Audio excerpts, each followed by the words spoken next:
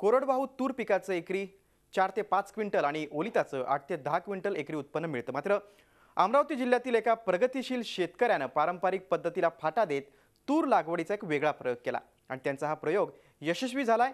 आता त्यांना एकरी 20 ते तब्बल 25 क्विंटल तूर मिळणार आहे।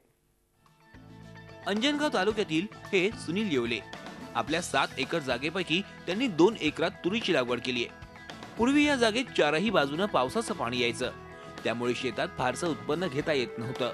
मात्र निराश न होता सुनील यांनी याच शेतात तुरीची लागवड केली आहे। लागवडीपूर्वी त्यांनी घातखेडा कृषी विज्ञान केंद्रातून प्रशिक्षण घेतलं। त्यानंतर 8 फूट अंतरावर बेड तयार केले आणि टोकन पद्धतीने तुरीची लागवड केली। 30, 60 आणि 90व्या दिवशी तुरीच्या झाडांचे शेंडे खुडले आणि बुरशीनाशकाची फवारणी केली। याचा त्यांना मोठा फायदा झाला।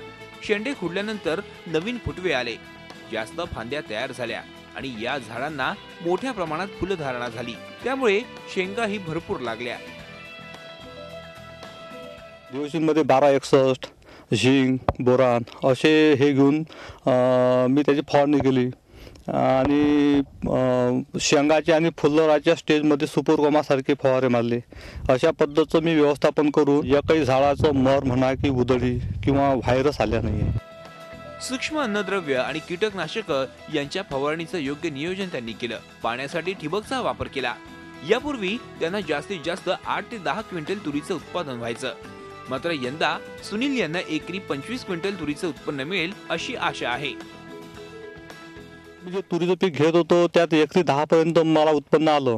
ते एकरी 10 मध्ये मी कधी शेंडा खुडला नाही, कधी असं व्यवस्थापन केलं नाही। आज माझ्या मते 25 क्विंटलच्या वर किंवा जवळपास तरी एकरी उत्पन्न व्हायला पाहिजे। सुनील येवले यांच्या तूर लागवडीच्या प्रयोगाची चर्चा पंचकृषीत पसरली आहे, त्यामुळे शेतकरी त्यांच्या शेताला आवर्जून भेटी देतात। तुरीच्या झाडाची उंची आणि शेंगांची संख्या पाहून अचंबित होतात। राज्यातील इतर शेतकऱ्यांनी पारंपरिक पद्धतीला फाटा देत थोडे बहुत फेरबदल केले तर त्याचा नक्कीच फायदा होईल, हे सुनील यांनी करून दाखवलंय। राजेश सोनूने, झी मीडिया, अमरावती। झी 24 तास रहा एक पाऊल पुढे।